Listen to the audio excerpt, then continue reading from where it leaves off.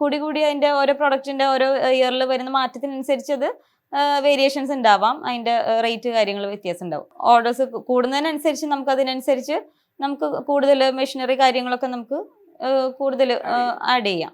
അതനുസരിച്ചിട്ട് ഓർഡർ അനുസരിച്ചിട്ട് നമുക്കറിയാലോ എങ്ങനെയൊക്കെ വരുന്നുള്ളത്. അതിനനുസരിച്ചാണ് പിന്നെ നമ്മൾ അതിൻ്റെ മെഷീനറി കാര്യങ്ങളൊക്കെ ആഡ് ചെയ്തുകൊണ്ടിരിക്കുന്നത്. അങ്ങനെ നമ്മൾക്ക് കൂടുതൽ ഏരിയ വേണ്ടി വരും. അതുപോലെ തന്നെ ആദ്യമൊക്കെ ചെയ്യുമ്പോൾ നമ്മൾ കിച്ചണിൽ തന്നെയാണ് അല്ലെങ്കിൽ വർക്ക് ഏരിയയിലൊക്കെ വെച്ചിട്ടാണ് നമ്മൾ അങ്ങനെ സ്റ്റാർട്ട് ചെയ്യുന്നത്. അപ്പോൾ അതുകൊണ്ട് നമുക്ക് കൂടുതൽ ഏരിയ വേണ്ടി വരും. അപ്പം അതിനനുസരിച്ച് നമ്മൾ ഒരു യൂണിറ്റിലേക്ക് നമ്മൾ മാറണം.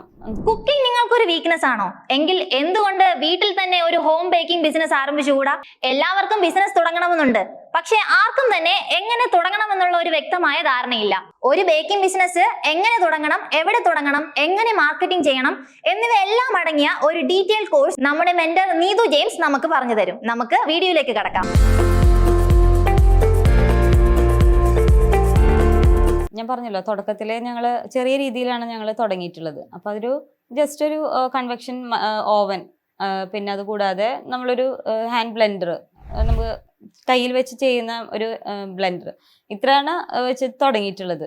അപ്പം അതിന് കൂടി വന്നു കഴിഞ്ഞൊരു 15 അല്ലെങ്കിൽ ഒരു 18,000 രൂപ നമുക്ക് ചിലവായിട്ടുണ്ടെന്ന്. പിന്നെ ഇനിയിപ്പോൾ അത് കൂടി അതിൻ്റെ ഓരോ പ്രൊഡക്റ്റിൻ്റെ ഓരോ ഇയറിൽ വരുന്ന മാറ്റത്തിനനുസരിച്ച് അത് വേരിയേഷൻസ് ഉണ്ടാവാം. അതിൻ്റെ റേറ്റ് കാര്യങ്ങൾ വ്യത്യാസം ഉണ്ടാവും. ഇപ്പോഴത്തെ ഒരു സാഹചര്യത്തിൽ ഒരു 25,000 അങ്ങനെ എന്തെങ്കിലും നമ്മൾക്ക് ജസ്റ്റ് സ്റ്റാർട്ടിങ് എന്നുള്ള നിലയ്ക്ക് തുടങ്ങുന്നതെങ്കിൽ അത്രയൊക്കെ മതിയായിരിക്കണം. പിന്നെ അതിനനുസരിച്ച് നമുക്ക് കൂടുതൽ ഓർഡേഴ്സ് കൂടുന്നതിനനുസരിച്ച് നമുക്ക് കൂടുതൽ മെഷീനറി കാര്യങ്ങളൊക്കെ നമുക്ക് കൂടുതൽ ആഡ് ചെയ്യാം.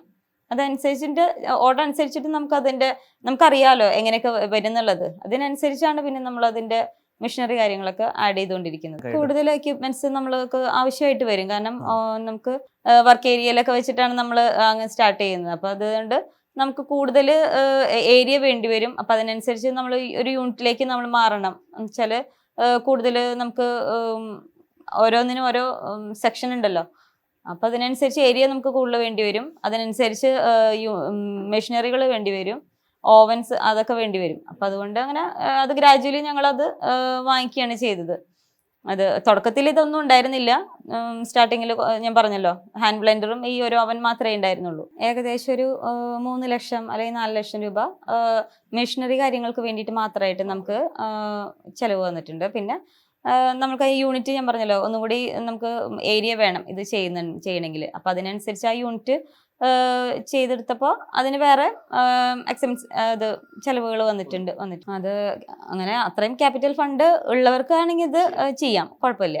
നമ്മളത് ചെയ്ത് നോക്കിയിട്ട് അത് സക്സസ് ആണെന്നുള്ളൊരു ബോധ്യം നമുക്ക് ആയി തുടങ്ങുമ്പോഴാണ് നമ്മളത് എക്സ്പാൻഡ് ചെയ്യാൻ ശ്രമിക്കും. നമ്മളിത് ഗവൺമെന്റിൽ ഇതിപ്പോൾ സ്മോൾ സ്കെയിൽ ഇൻഡസ്ട്രി എന്നൊക്കെ പറഞ്ഞ് നമ്മളത് രജിസ്റ്റർ ചെയ്യുകയാണെന്നുണ്ടെങ്കിൽ അതിൽ സബ്സിഡി ഒക്കെ ഉണ്ടെന്ന് പറയുന്നുണ്ട്. പക്ഷെ ഞങ്ങളത് ചെയ്തിട്ടില്ല. നമ്മൾക്കുള്ള, അതായത് ഓരോ കൊല്ലം നമുക്ക് കിട്ടുന്ന ഒരു പ്രോഫിറ്റ് ഒക്കെ വെച്ചിട്ടും പിന്നെ അതുപോലെ ലോൺ കാര്യങ്ങളൊക്കെ ചെയ്തിട്ടൊക്കെ തന്നെയാണ് നമ്മൾ ഇത് കുടുംബശ്രീ അതുപോലെയുള്ള കൂട്ടായ്മകൾ, സംഘങ്ങളുണ്ട്. അപ്പം അവിടെ നമ്മളൊരു ഇതുപോലൊരു സംരംഭം തുടങ്ങുകയാണെന്നുണ്ടെങ്കിൽ തീർച്ചയായിട്ടും അവർ അതിന് വേണ്ടിയിട്ടുള്ള ഹെൽപ്പ് ചെയ്യുന്നുണ്ട്. അപ്പം അങ്ങനെ സ്ത്രീകൾക്ക് വേണ്ടിയിട്ടാണ് അത് കൂടുതലും ഉദ്ദേശിച്ചിട്ടുള്ളത്. തീർച്ചയായിട്ടും ലഭിക്കും. ഞാൻ പറഞ്ഞല്ലോ, തുടക്കത്തിലെ നമുക്കധികം ക്യാപിറ്റൽ ഉണ്ടായിട്ടില്ല. അത് നമുക്ക് എക്സ്പാൻഡ് ചെയ്യുന്നതോറും നമുക്ക് ഫണ്ട് കൂടുതൽ വേണ്ടി വരും. അപ്പം നമ്മളത് ബാങ്കിൽ നിന്ന് ലോൺ എടുക്കുക തന്നെയാണ് ചെയ്യുന്നത്. ഹോം ബേക്കിംഗ് ബിസിനസിന് ആവശ്യമായ മൂലധനം, ലോൺ എന്നിവ അടങ്ങിയ ഒരു ചെറിയ ഭാഗത്തിലൂടെയാണ് നമ്മളിപ്പോൾ കടന്നുപോയത്. ഈ ബിസിനസിന്റെ ഏറ്റവും മർമ്മപ്രധാനമായ ഒരു ഭാഗമാണ് മൂലധനം. അവ ഏതെല്ലാം വിധത്തിലാണ് വിനിയോഗിക്കേണ്ടതെന്നും ഇതിനാവശ്യമായ സർക്കാർ ആനുകൂല്യങ്ങൾ ഏതൊക്കെയാണെന്നും നമ്മൾ അറിഞ്ഞിരിക്കേണ്ടതുണ്ട്. ഹോം ബേക്കിംഗ് ബിസിനസിന്റെ A to Z കാര്യങ്ങൾ അടങ്ങിയ കോഴ്സ് ഇപ്പോൾ ഫ്രീഡം ആപ്പിൽ ലഭ്യമാണ്. ഇപ്പോൾ തന്നെ ആപ്പ് സ്റ്റോറിലോ പ്ലേ സ്റ്റോറിലോ പോയി ഫ്രീഡം ആപ്പ് ഡൗൺലോഡ് ചെയ്യൂ. നമുക്കിനി ബാക്കി ഭാഗങ്ങളിലേക്ക് കടക്കാം. കറണ്ട് കൊണ്ട് ഓടിന്നാണ് നമ്മൾ ലോൺ. ഫസ്റ്റ് നമുക്ക് പഞ്ചായത്തിൽ നിന്നുള്ള ലൈസൻസ് വേണം. ഇപ്പം ഞങ്ങളുടെ പഞ്ചായത്തിന്റെ പരിധിപ്പെട്ടതാണ്, അതുകൊണ്ട് പഞ്ചായത്ത് ലൈസൻസ് വേണം.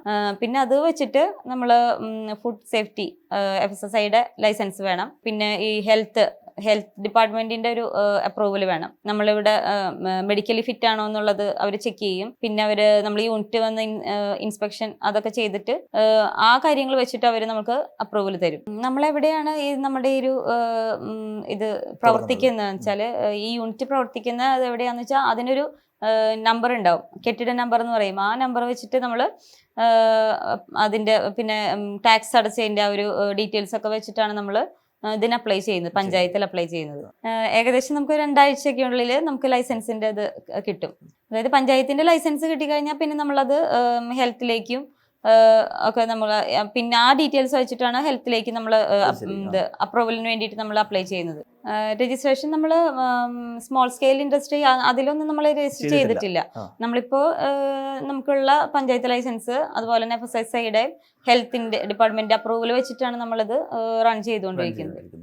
ഇതുവരെ ചെയ്തിട്ടില്ല. ചെയ്യാഞ്ഞത് ഞങ്ങൾക്ക് കൂടുതൽ ലോക്കൽ ആയിട്ടുള്ള കസ്റ്റമേഴ്സ് ആണുള്ളത്. അതായത് കേരളത്തിനകത്തുള്ള അത് കേരളത്തിലുള്ള സ്ഥലത്തേക്ക് മാത്രമേ നമ്മളത് കൊടുക്കുന്നുള്ളൂ. പക്ഷെ അതുകൊണ്ടാണ് ഞങ്ങളത് കൂടുതൽ രജിസ്ട്രേഷൻ ഒന്നും നമ്മൾ അത് ചെയ്യാഞ്ഞത്. ഞങ്ങളുടേത് സിംഗിൾ ഓണർഷിപ്പ് ആണ്. അത് പാർട്ട്ണർഷിപ്പിലും ചെയ്യുന്ന ആൾക്കാരുണ്ട്. അതെങ്ങനെ വേണമെങ്കിലും നമുക്കത് ചൂസ് ചെയ്യാം. എന്റെ അഭിപ്രായത്തിൽ കംഫർട്ടബിൾ ആയിട്ട് നമുക്ക് ചെയ്യാൻ പറ്റുന്നത് സിംഗിൾ ഓണർഷിപ്പ് തന്നെയാണ്. പാർട്ട്ണർഷിപ്പ് ആകുമ്പോൾ ഭാവിയിൽ എന്തെങ്കിലും ഇഷ്യൂസ് ഒക്കെ വരാൻ സാധ്യതയുണ്ട് എന്നുള്ളൊരു ഇതിലാണ് നമ്മൾ സിംഗിൾ ഓണർഷിപ്പ് പ്രിഫർ ചെയ്യുന്നത്. ഇതുവരെ ഞങ്ങൾ ഉപയോഗിച്ചിട്ടില്ല. കാരണം ഞങ്ങളുടേത് ഒത്തിരി ലാർജ് സ്കെയിലിൽ നമ്മൾ ചെയ്യുന്നില്ല.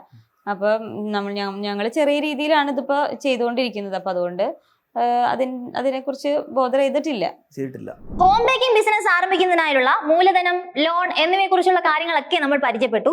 ഇക്കാര്യങ്ങൾ അറിഞ്ഞതുകൊണ്ട് മാത്രം ബിസിനസ് ആരംഭിക്കാൻ കഴിയുമോ? ഇല്ല അല്ലേ? ഇനിയും ഒത്തിരി കാര്യങ്ങൾ നമ്മൾ മനസ്സിലാക്കേണ്ടതുണ്ട്. അതിനായി ഇപ്പോൾ തന്നെ ഫ്രീഡം ആപ്പ് ഡൗൺലോഡ് ചെയ്യൂ. ഇതുപോലുള്ള ഇൻഫോർമേറ്റീവ് വീഡിയോകൾക്കായി ഇപ്പോൾ തന്നെ ഫ്രീഡം മലയാളം മണി ചാനൽ സബ്സ്ക്രൈബ് ചെയ്യൂ.